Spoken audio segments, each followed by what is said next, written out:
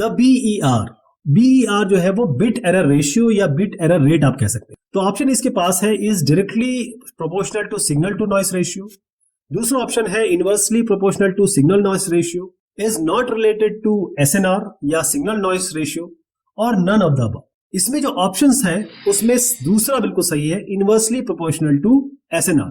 Bit error rate या bit error ratio को SNR के साथ रिलेट करें तो ये इनवर्सली प्रोपोर्शनल है, यानी कि BER घटेगा तो सिग्नल टू नॉइस रेशियो बढ़ेगा, सिग्नल टू नॉइस रेशियो घटेगा तो आपका BER बढ़ेगा। उल्टा होते हैं, एक बढ़ेगा तो एक दूसरा घटेगा। इससे पहले कि मैं इनके बीच में रिलेशन आपको बताऊं, जो BER है उसको समझिए। BER होता है बिट एरर रेट, ये उतने नंबर ऑफ बिट एरर्स हैं पर यूनिट ऑफ टाइम।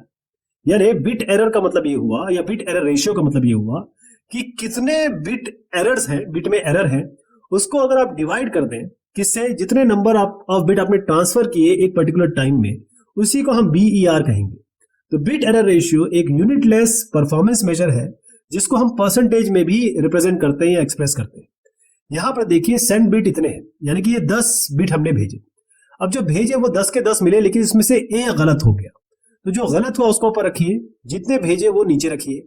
इसी को हम बिट एरर रेट या बिट एरर रेशियो कहते हैं। अब जब हम सिग्नल टू नॉइस रेशियो की बात करते हैं SNR, तो यहां पर आप देखिएगा कोई भी ऐसा सिग्नल ऐसा नहीं होता है जिसके साथ नॉइस ना हो या बैकग्राउंड में नॉइस ना हो। तो ये नॉइस फ्लोर, या आप ये कहेंगे कि जो नॉइस है एनालॉग और डिजिटल कम्युनिकेशन में सिग्नल टू नॉइस रेशियो, जिसको हम S/N भी कहते हैं, SNR भी कहते हैं, ये किसका मेजर है?